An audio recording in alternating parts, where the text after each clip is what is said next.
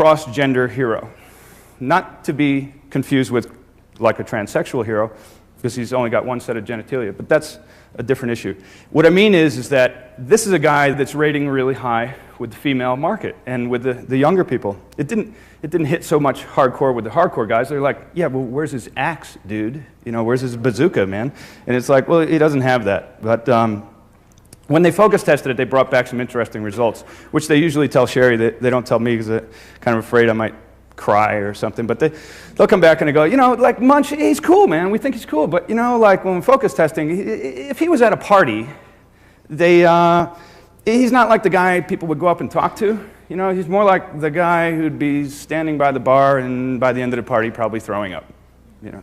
But if you did talk to him, you know, you'd find out that he's like, you know, got laid by about 4 movie stars, and then you'd really like him, you know, after you talked to him. And it was like, well, okay, but Munch is kind of only half the story. And I wanted to say this because I think we all experience some of what happens in the process of building games, in the process of designing characters. I worked with Farzad, who was our production designer in designing Munch, and went through literally hundreds of iterations to get here.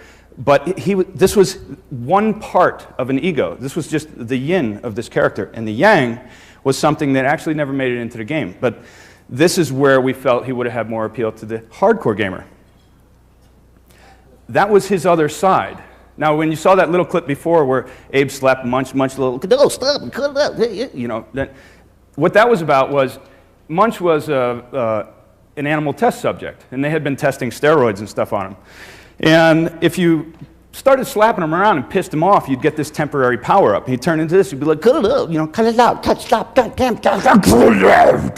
you know, and he'd transform into this guy, and then he'd have a whole different power, and then you could switch to him, and then you could use him to go, you know, kick some booty and do that stuff, and then he'd turn back into this little chump that he is.